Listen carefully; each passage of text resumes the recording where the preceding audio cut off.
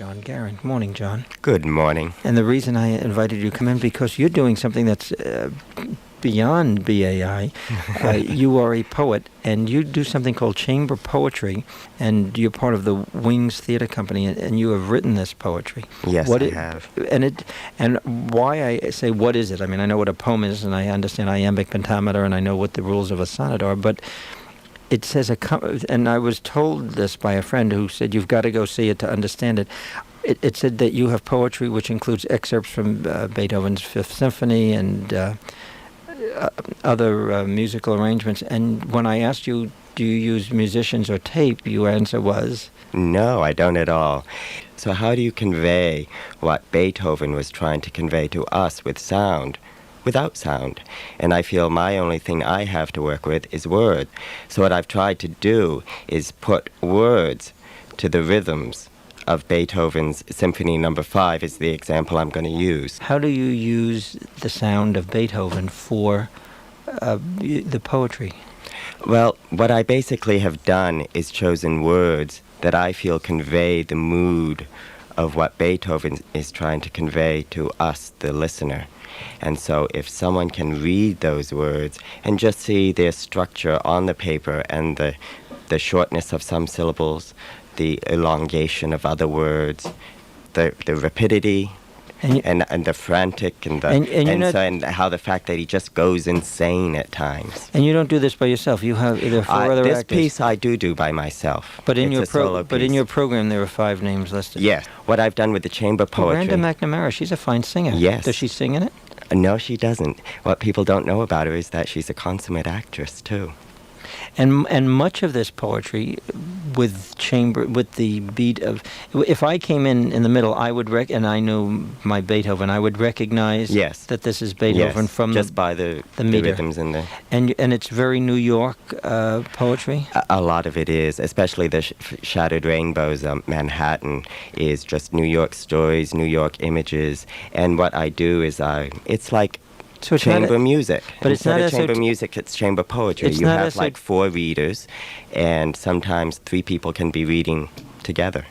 But it's not esoteric. I mean, a clod like me could come in and grasp the meanings of the words. It's not like reading Il Allegro and Il Penseroso. Oh, no, not at all. It's very narrative, a lot of it.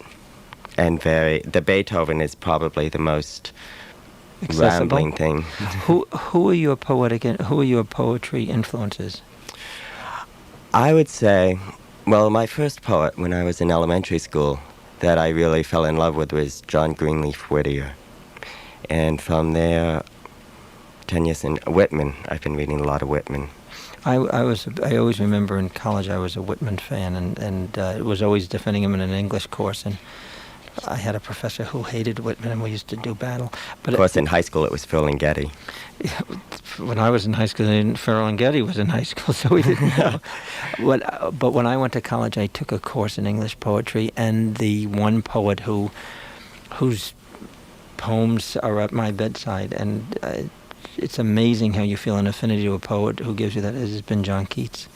And, oh, yes. And I find a sense of discovery. Yeah. And I also, in these, my twilight years, I'm finding in Keats humor, that I find that there were things that I used to read that I thought were so painful, and I suddenly realized that he had such joy and humor. And isn't it amazing how people can read different things, and you give them one line, and well, it's because when you're young, different. you're so serious about about relationships, and then from the distance, of course, he may have things that I'm finding funny, he may not have, because when you read his body of work and realize that he died at 25, it's extraordinary what he had delivered. Makes one ponder, that's for sure.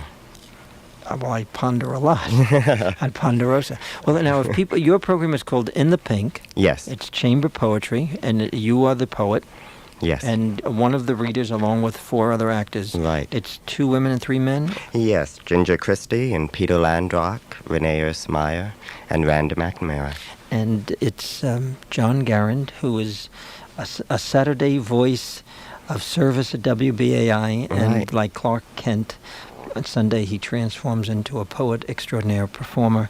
I may add that the reason that I talk with John is not only because I know him, not having seen In the Pink, but my friends who have urged me to get there because they've enjoyed they said it's a very unusual and very New York experience of watching your chamber poetry.